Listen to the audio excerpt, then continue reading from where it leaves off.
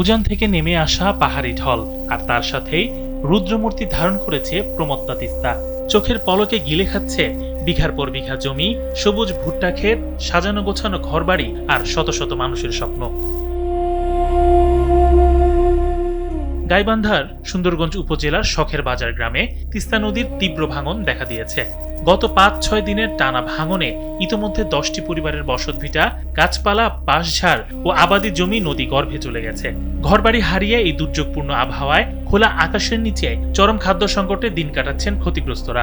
5+ star rating প্রাপ্ত দেশের সর্বোচ্চ বিদ্যুৎ সাশ্রয়ী ওয়ালটন এসি স্মার্ট কমফোর্ট এখন নেক্সট লেভেলে। আমার থাকার স্থান নাই, আমরা একবারই ভাঙিয়ে এখানে বাড়ি করছি, সেই বাড়িও আমার গেল সবজি। বাবা আমরা খুব অসহায়, আমি নদী এলাকা চর, নদী ভঙ্গ, তারপরেও যে কোনো মতে খালি বাঁধের রবদা রাস্তার মধ্যে আশ্রয় নিছি। এখন বর্তমানে সেটাও আমার নাই। আমার দেখেন না, সে ঘর বাড়ি আমার সব চুরমার হয়ে গেল, কিচ্ছু নাই আমার আর নিয়ে আশ্রয়।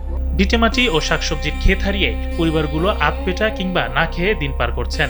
ভাঙনের কবল থেকে রক্ষা পেতে নদীর তীরবর্তী অন্যান্য পরিবারগুলোকে তড়িঘড়ি করে তাদের ঘরবাড়ি ও গাছপালা কেটে সরিয়ে নিতে দেখা গেছে। এর আগেও তারা ৫ থেকে ৬ বার নদী ভাঙনের শিকার হয়ে এখানে আশ্রয় নিয়েছিলেন। আবারও ভাঙনের মুখে পড়ে চরম দুশ্চিন্তায় দিন কাটছে ওই এলাকার অন্তত শতাধিক পরিবারের।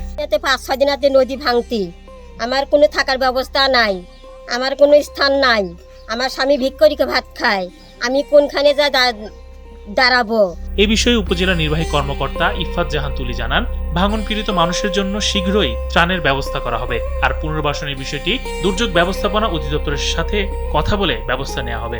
আমরা যে দুর্যোগের যে আমাদের ত্রাণের ব্যবস্থা সেটা আমরা করব ভিতরে। আর পুনর্বাসনের বিষয়টা তো একটু সময় সাপেক্ষ, আমরা দেখছি যে কিভাবে করা যায় পুনর্বাসনের ব্যবস্থা। ভাঙনের মুখে দাঁড়িয়ে থাকা এই মানুষগুলোর আর হারানোর কিছুই নেই।